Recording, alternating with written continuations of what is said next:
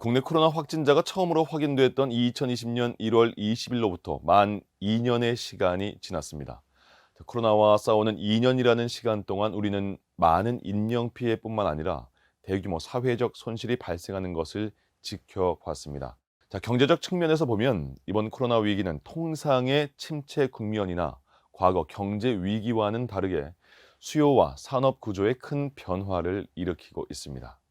주목할 만한 점은 코로나 경제 위기가 시장 수요와 산업 활동에 동일한 충격을 주는 것이 아니라는 점입니다.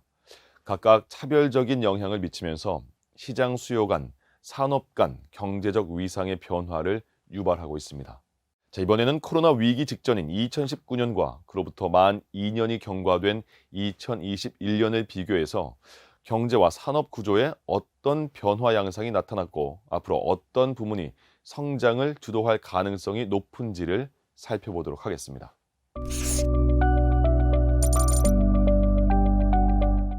먼저 수출과 내수를 살펴보겠습니다. 크게 보이는 점은 교역 의존도가 급증했다는 점입니다. 2019년 75.9%대였던 교역 의존도가 코로나19가 급증하던 2020년에는 급락하다가 2021년 글로벌 경제가 상승하면서 코로나 이전보다 높은 76.9%를 기록했습니다. 교역 의존도를 수출 의존도와 수입 의존도로 나누어 보면 수출 의존도는 높아진 반면에 수입 의존도는 코로나 이전과 이후가 큰 차이가 없어진 것을 알 수가 있습니다.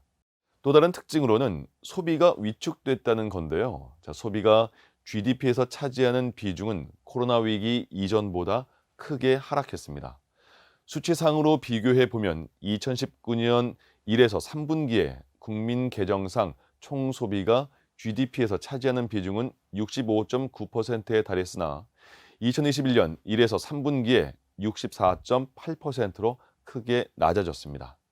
국민 계정상 재화와 서비스 수출에서 재화와 서비스 수입을 뺀 것을 순수출이라고 합니다.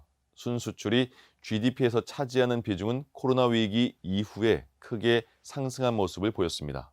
순수출이 GDP에서 차지하는 비중을 보면 코로나 위기 이전인 2019년 1에서 3분기 2.6%에서 2021년 1에서 3분기에 3.9%로 1.3%나 급등했습니다.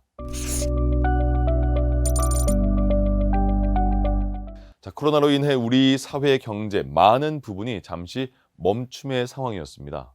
전체 소비에서 보면 민간 소비가 차지하는 비중이 하락하고 이로 인해서 정부 소비 비중이 높아지는 추세가 나타났습니다. 하지만 민간 투자는 활발히 일어나고 있는 상황인데요. 민간 고정 투자가 총 고정 투자에서 차지하는 비중이 코로나 이전보다 코로나 이후가 크게 높아졌습니다. 이를 보면 투자 부분에 있어서는 정부 투자보다는 민간 투자가 회복을 견인 중인 것으로 판단됩니다.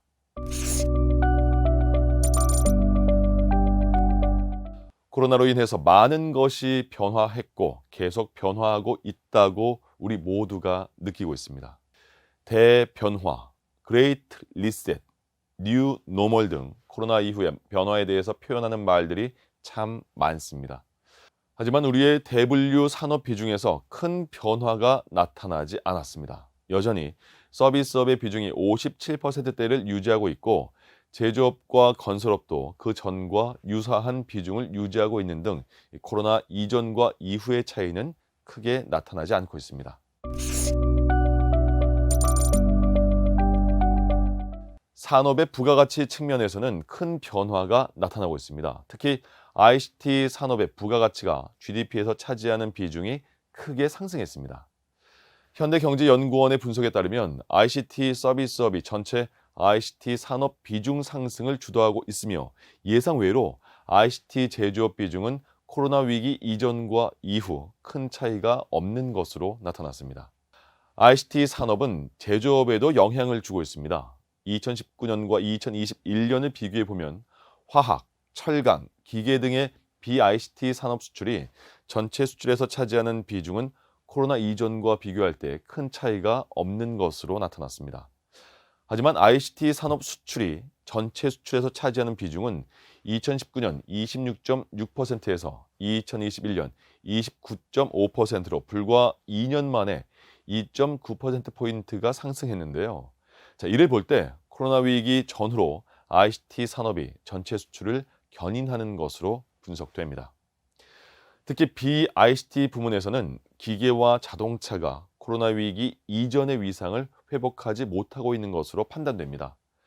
기계 산업 수출이 전체 수출에서 차지하는 비중은 2019년 8.6%에서 2021년 7.8%로 자동차 산업 수출이 전체 수출에서 차지하는 비중도 2019년 12.1%에서 2021년 10.8%로 하락했습니다. ICT 수출도 부분별로 살펴보면 컴퓨터와 반도체만이 수출 비중을 높이고 있을 뿐 이외 무선통신기기, 가전 수출 비중은 거의 변화가 없는 상태입니다. FDP 같은 경우에는 오히려 코로나 이전에 비해서 수출 비중이 낮아졌습니다.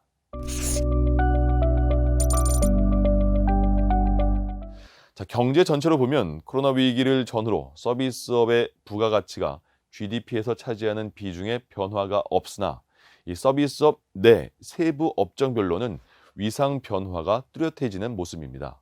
예상했던 바와 같이 서비스업 내 코로나 위기의 충격이 집중되는 업종은 대면 시장을 주된 수요로 가지는 업종인 것으로 분석됩니다. 도소매업, 숙박 음식업, 문화, 기타 산업 모두 전체 서비스업 부가가치에서 차지하는 비중이 하락했습니다. 코로나로 인해 수혜를 얻은 업종도 있습니다. 금융, 부동산, 정보통신 등은 코로나 위기가 수요를 확대시키는 요인으로 작용하면서 전체 서비스업 부가가치에서 차지하는 비중이 상승했습니다.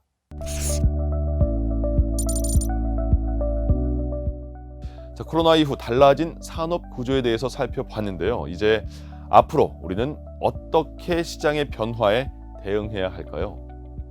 우선 코로나 이후에 경기 회복의 핵심 동력인 수출의 회복세를 잘 유지시켜야 합니다. 글로벌 시장의 불확실성에 대응해서 선진국과 신흥국 간 차별적인 수출 시장 접근 전략 수립이 필요합니다. 시장의 외연 확대를 위한 노력도 필요하겠죠. 그리고 공급망 교란에 적극 대응할 필요가 있습니다. 직접적인 정부 소비 지출보다는 민간 소비를 이끌어낼 수 있는 내수 진작책이 필요합니다. 물론 정부의 추경 편성을 통한 직접적 내수 진작 노력도 의미가 있습니다. 하지만 조금 더 장기적인 관점에서 민간 소비가 활력을 되찾도록 판을 깔아야 합니다. 자, 민간 소비 회복의 열쇠는 위드 코로나밖에 없는 것은 분명한 사실입니다. 자, 이번 오미크론 위기 이후 방역과 경제가 같이 갈 수 있는 체계적이고 효율적인 국가 시스템의 구축이 필요합니다. ICT 산업의 양적 성장이 경제, 산업 구조의 질적 변화로 이어질 수 있도록 기술 확산 가속을 통한 기존 산업의 디지털 전환을 모색해야 합니다. 자, 디지털 전환 전략의 가속화를 통해서 기업의 성장 동력 확보의 기준점을 명확히 제시하면서 동시에 정부, 기업 간 협력을 강화하고 시너지 효과를 극대화할 수 있는 산업 정책이 지속적으로 추진돼야 할 겁니다.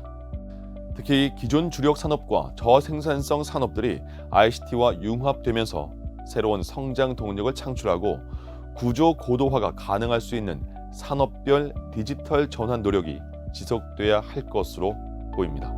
감사합니다.